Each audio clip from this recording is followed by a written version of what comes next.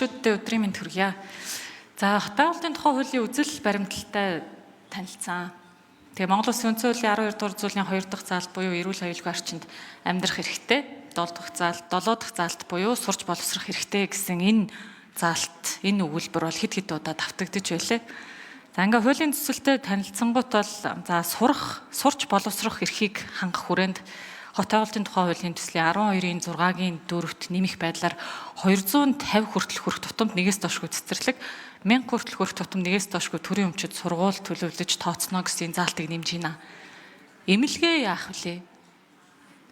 Тэгээ 2 дугаар энэ хуулийн төслийн 2 дугаар зүйл дээр 2 дугаар зүйлийн 12-ийн 4-ийн 1 дахь заалт болоод 12-ийн 5 дахь хэсэгт ингээд сургууль, цэцэрлэг, эмнэлэг гурвууланг нь аваад нэмээд байгаа байхгүй юу? Эмнэлэг, таслал, сургууль, таслал, цэцэрлэг гэд. Тэгсэн мөртлөө 12-ийн 6-гийн 4-т одоо та бүгдийг нэмж оруулж ирж байгаа заалтад эмнэлгийг орхигдуулсан байгаа юм шиг уншигдаад байна. Тэгэхээр энэ дээр эхлээд ажлын хэсгээс тодруулахыг аваад тэгээд дараагийн асуултыг асууя. Жокийн алдар жохлон гишүүн хариулъя. За уян гишүүн асуулт хариулъя. За ер нь бол миний хувьд энэ хуулийн санаачлалтаа зөвхөн сургууль цэцэрлэгийн чиглэлээр бол бас гол анхаарлаа хандуулж боловсруулсан. Хэрвээ улсын их хурл дээр ажлын хэсэг гараад за эмнэлгийн асуудлыг нэмж оруулах зүйтэй гэж үзэх юм бол одоо хууль санаагч дэмжиж ажиллахад бэлэн.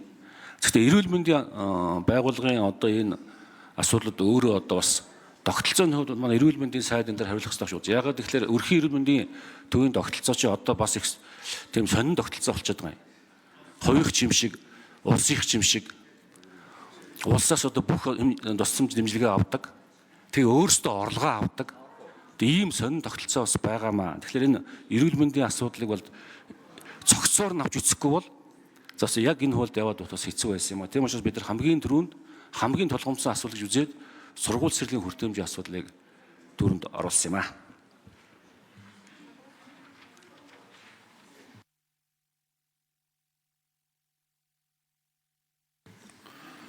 Оюн гишүүн нэмж тодруулъя. За ойлголоо. Гэхдээ эмнэлэг гэдэг үгийг сургууль цэцэрлэгтэйгээ та эдийн хөндөж орж ирж байгаа заалт болгон оруулж ирсэн байгаа учраас уулын тодорхой нэг тийм судалгаан дээр эмнэлгийн асуудлыг бас давхар оруулж ирсэн бол гэж бол бодогдчихлаа. Тэгээ гишүүд маань нэлээд судалж ярилцаж шийдсэн байх гэж бол найдаж байна.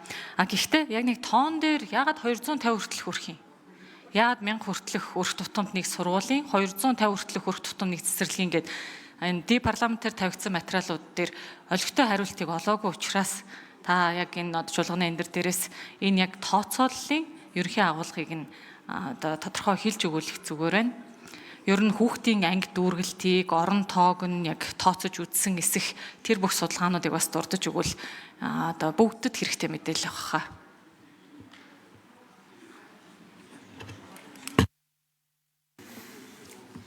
Одоо актемч дүгрийн иргэдэл